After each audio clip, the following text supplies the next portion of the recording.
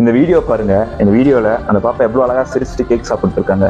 1 மணி நேரத்துல அந்த கேக் சாப்பிட்ட அடுத்த 1 மணி நேரத்துல அந்த பாப்பா இறந்துட்டாங்க. அதுவும் அவங்க பர்த்டே அன்னைக்கு. அவ்வளோ அழகான அவ்வளோ இன்னசென்ட்டான பொண்ணு பர்த்டே அன்னைக்கு நான் ஏன் இறந்து போனேன் அப்படின்னு கூட தெரியாம இறந்துருக்காங்க.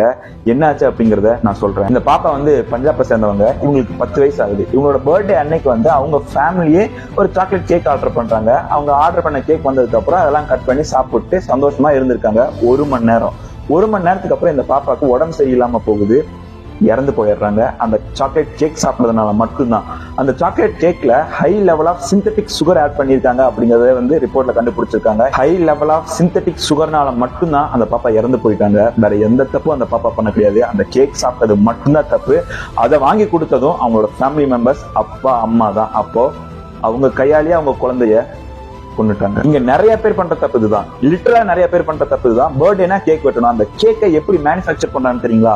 அந்த ஒவ்வொரு லேயர்லயும் வந்து கெமிக்கல் இருக்கு, அந்த ஒவ்வொரு பீஸ்லயும் கெமிக்கல் இருக்கு. மேல போட்டோ போடுறீங்களா, ஆர்டிபிஷியல் கலர் இருக்கு பாத்தீங்களா, அது எல்லாமே கேன்சர் வர வைக்கும். அந்த கேக்கே ஒரு பாய்சன் தான். அந்த பாய்சனை தான் நீங்க பர்த்டே அன்னைக்கு உங்க குழந்தைகளுக்கு கொடுக்குறீங்க.